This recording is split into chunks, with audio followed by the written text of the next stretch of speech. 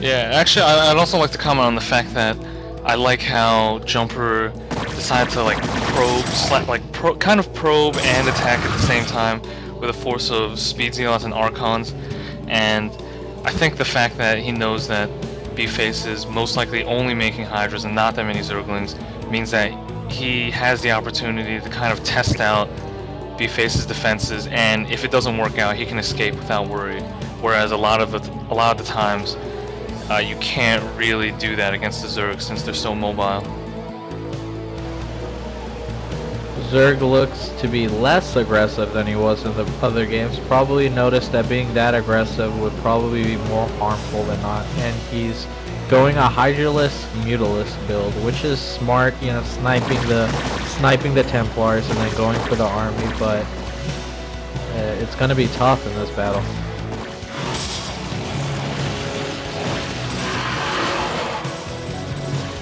Yeah, he's trying to pick off those High Templar again, but Jumper put down some nice storms to try to keep him from doing that. Another storm on the Hydralisk.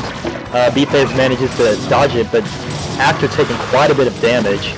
And yeah, but Jumper's sort of tearing through these Hydralisks, but there are a lot of Hydralisks, and Jumper's going to be forced to back off. Yeah, there's just too many hatcheries producing these Hydralisks that Jumper actually had to go back. He has to get that third expansion up just to produce that economy and be able to keep up with Bface. Yeah, Bface's macro just it really shone through in that exchange there, with additional Hydralisks being poured through into the battle in the middle of like that exchange with the Mutalisks trying to snipe the High Templars, and now we're seeing the momentum kind of shift towards the Zerg, and he's trying to take out an expansion, but there's a lot of cannons there, and with the probes defending, it looks like it'll probably hold, especially with the choke being fairly narrow. Oh my god. Yeah, I think he's doing a very good job. Did you see that? There was like 6 High Templars. Wow, yeah, all those Templars got sniped. That may have been a misclick by Jumper. He sent in like 6 High Templars and all of them got slaughtered.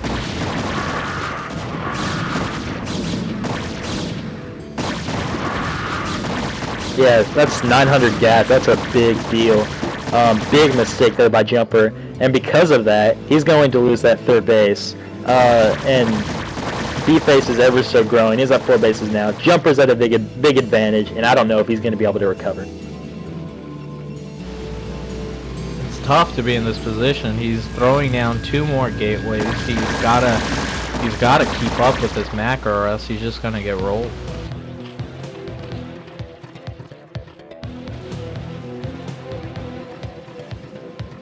Yeah, definitely, and it's even more important to note that now Bface has 2 routes into the Jumper's natural. He can go through the front, or he can go through the back. So, I mean, Jumper just has to stay on his guard.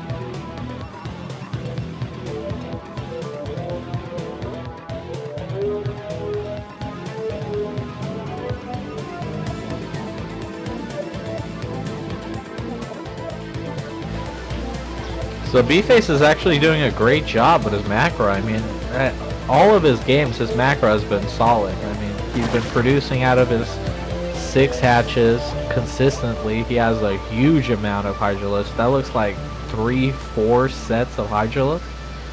That looks like it could stop anything.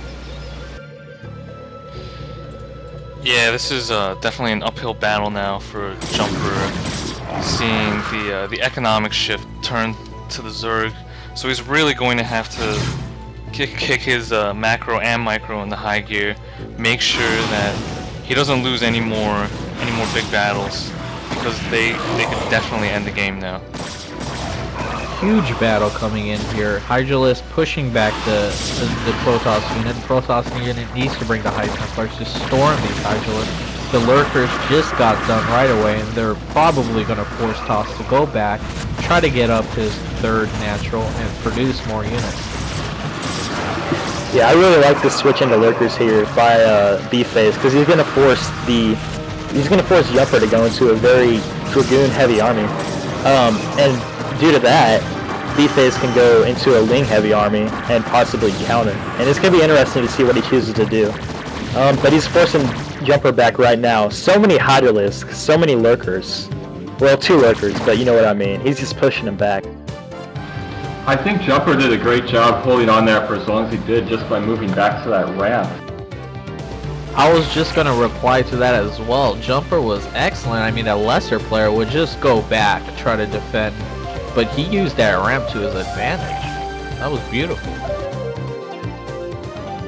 We see here now that Bface is actually preparing to do drop, something that we haven't seen yet, and I don't know how well Jumper is going to be able to defend this. This is definitely going to take him by surprise.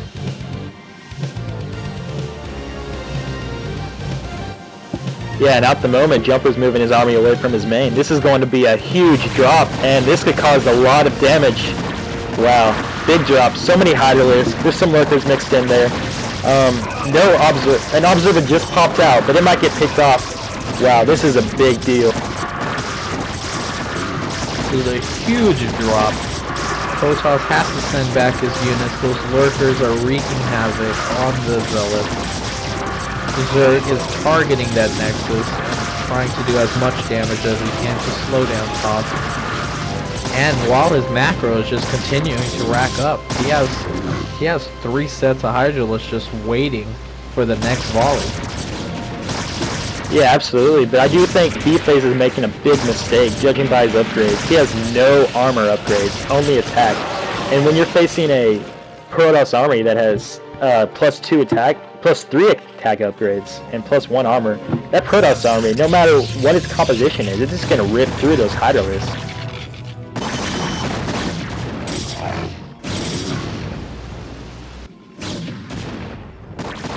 Yeah, I don't quite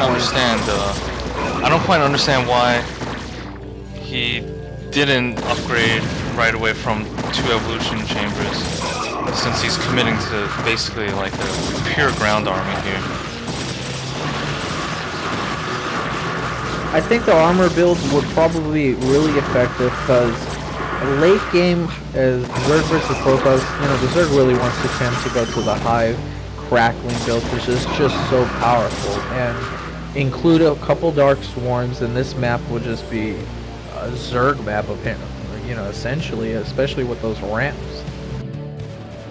Oh yeah, definitely. I find this map to be very strong for Hive play. It's very powerful to get a fast Hive and get those defilers out. Swarm is a big deal. Looking at those chokes, they're so tiny. And we have another drop going on the main, but not too many units. Jumper's going to be able to handle this one quite easily without losing too much. He loses that main Nexus, but that's not that big of a deal, judging by as many minerals as he has in them. Jumper is targeting his own assimilator, thinks it's a threat, which is valid, of course. Took it out in one clean swipe.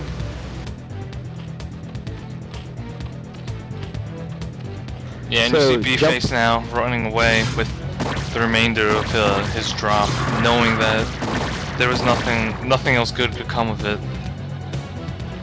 I think right now that Bface really needs to start using his Hive tech. Once he gets cracklings in and mixes in some defilers, it's going to be tough to stop. So what do you guys think about Protoss rebuilding his Nexus and his main?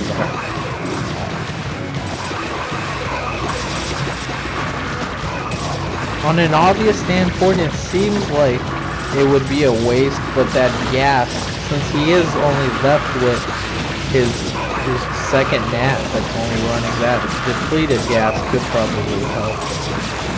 Or just, massing high Templars as well. Oh yeah, gas is so important in PvZ, it's really not even funny. I mean, you need so much gas to fund a efficient army. High Templar costs so much. Yeah, and I think as long as he's getting more minerals than what the Nexus is worth, it's a good choice.